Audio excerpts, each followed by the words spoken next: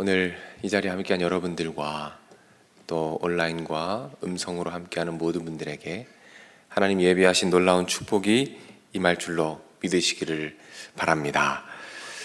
오늘 본문은 계속해서 이 바울이 로마로 가게 되는 배경에 대해서 설명을 해주고 있습니다. 유대인들은 계속해서 바울을 고소하고 고발하게 됩니다. 그리고 바울은 거기에 대해서 계속해서 변론을 하게 되죠. 오늘 본문은 특별히 총독 벨릭스라는 총독 앞에서 고소당하고 또 변론하는 이야기들을 담고 있습니다. 근데 오늘 변론에서는 이 바울을 고소하기 위해서 변호사가 한 명 등장하는데 그 이름은 더둘로입니다.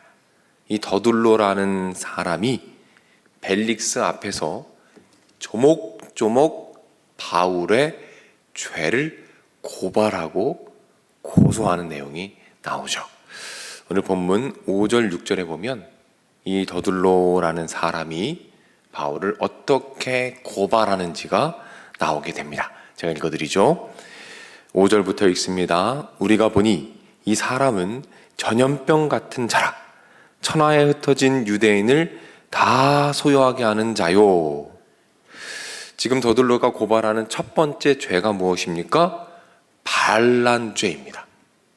소요를 일으키고 반란을 일으키는 위험한 사람입니다 라고 반란죄로 고소하고 있습니다.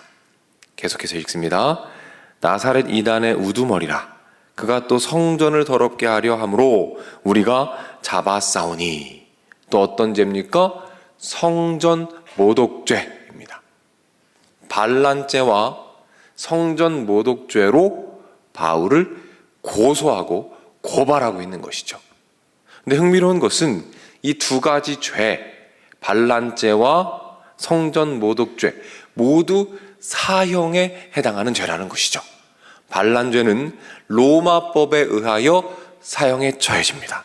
그리고 성전 모독죄는 유대인의 법에 의해서 사형에 처해집니다. 모두 사형에 처해지는 죄를 들면서 말하고 있는 것이죠. 이 사람은 죽어 마땅한 사람입니다. 이 사람의 죄는 죽어야만 하는 아주 악질적인 죄악입니다 라고 고소하고 고발하고 있다는 사실이죠. 그런데 흥미로운 사실이 있습니다. 그것이 무엇이냐면 지금 이 더둘로가 하고 있는 이 일이 사탄이 하는 일과 정확하게 똑같다는 것입니다. 지금 이 더둘로가 바울에 대하여 하고 있는 이 일이 사탄이 하는 일과 똑같다는 거예요. 자, 어떻게 똑같은지 제가 말씀을 통해 확인해 드리죠. 요한계시록 12장 10절에 보면 이런 말씀이 있어요. 자, 사탄이 하는 일입니다.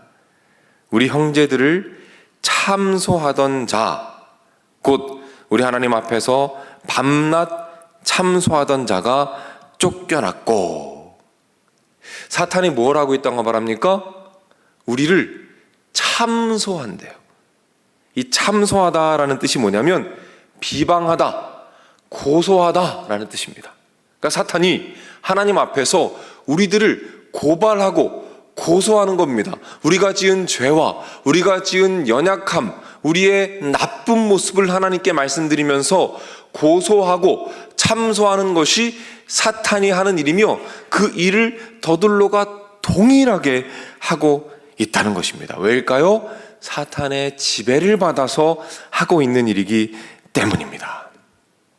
우리는 이 더둘로의 모습을 보면서 사탄이 하는 일이 무엇인지 볼 수 있게 되는 것입니다. 우리가 죽어 마땅한 존재라고 하나님 앞에서 우리를 비방하고 고소하고 참소하며 또한 우리 자신에게 계속해서 그 참소와 고소가 들리도록 하여 우리를 혼란스럽게 하고 우리를 침체 가운데 있게 만드는 사탄의 악한 악한 모습들을 우리가 볼 수 있게 되는 것이죠. 이 참소의 소리가 들릴 때가 바로 그때가 우리가 하나님의 말씀을 선포해야 되는 때일 줄로 믿으시기를 바랍니다. 로마서 8장 1절 2절입니다. 그러므로 이제 그리스도 예수 안에 있는 자에게는 결코 정죄함이 없나니 이는 그리스도 예수 안에 있는 생명의 성령의 법이 죄와 사망의 법에서 너를 해방하였음이라. 로마서 8장 33절 34절입니다. 누가 능히 하나님께서 택하신 자들을 고발하리요. 의롭다 하신 이는 하나님이시니 누가 정죄하리요. 죽으실 뿐 아니라 다시 살아나신 이는 그리스도 예수시니 그는 하나님 우편에 계신 자요 우리를 위하여 간구하시는 자이시니라. 이것이 하나님의 약속의 말씀이죠. 이 말씀을 선포할 때에 사탄이 그 참소를 멈추고 떠나가게 될 줄로 믿으시기를 바랍니다. 더 이상 사탄의 참소와 고발에 속지 않고 이 말씀으로 인하여 승리하며 하나님의 놀라운 일을 감당하게 될 줄로 믿으시기를 바랍니다. 오늘 말씀을 잠깐 요약해 보겠습니다. 우리는 이 더둘로의 모습 안에서 무엇을 발견합니까? 사탄의 모습을 발견하게 됩니다. 우리를 정죄하고 고소하고 고발하는 목소리이죠. 우리는 그때 하나님의 약속의 말씀을 선포함으로 자유할 수 있게 된다는 사실을 기억하시기를 바랍니다. 사랑하는 여러분, 혹시라도 사탄의 정죄와 참소와 고발로 인하여 혼란스러운 하루하루를 보내고 계시다면 오늘 말씀을 선포하시기를 바랍니다. 로마서 8장 33절이죠. 누가 능히 하나님께서 택하신 자들을 고발하리요. 의롭다 하시는 이는 하나님이시니 누가 정죄하리요. 담대하게 말씀을 선포할 때에 그 말씀 앞에 악한 권세가 두려워 떨며 떠나가게 될 줄로 믿으시기를 바랍니다. 이 말씀의 승리가 오늘 하루 여러분의 삶을 가득히 채울 것을 기대하며 오늘 기도의 자리 가운데 승리하시고 오늘 말씀으로 승리하시는 저와 여러분이 되시기를 주님의 이름으로 축복합니다. 기도하겠습니다. 하나님 아버지, 오늘 말씀 가운데 더둘로의 모습을 통해서 사단이 우리를 정죄하고 참소하며 고발하는 모습을 보여주시니 감사를 드립니다. 하나님, 영적인 눈을 열어주시어서 우리 내면에 찾아오는 정죄감과 고발과 고소와 참소를 분별하게 하시고 그것이 찾아올 때마다 말씀을 선포하며 하나님의 약속을 선포하여서 영적으로 승리하는 삶을 살아가도록 주님께서 붙잡아 주시고 함께하여 주시옵소서. 간구하는 모든 것들 가운데 하나님의 응답을 사모합니다. 우리의 작은 신음에도 응답하시며 우리의 작은 문제까지도 세밀하게 바라보시는 하나님의 은혜가 기도 가운데 임하여지게 하시고 간구할 때에 가장 좋은 곳으로 가득히 채워 주시옵소서. 특별히 기도하는 가운데 하나님을 만나게 하여 주시옵소서. 하나님과의 만남을 통하여 우리의 영이 회복되게 하시고 살아나게 하셔서 매일매일의 삶의 순간순간이 하나님 안에서 복되고 행복하고 아름답고 가치 있는 삶이 되도록 주님께서 인도하여 주시옵소서. 육신의 연약함으로 고통받는 자들을 불쌍히 여기시고 어루만져 주시어서 회복시켜 주시옵소서. 마음의 질병으로 고통받는 자들 한 명 한 명을 기억하여 주시고 찾아가 주시어서 일으켜 세워 주시옵소서. 하나님 아버지, 특별히 우리 사랑하는 온 세계 가족들 가운데 먼 해외에 나가 있거나 지방에 나가 있는 분들이 있습니다.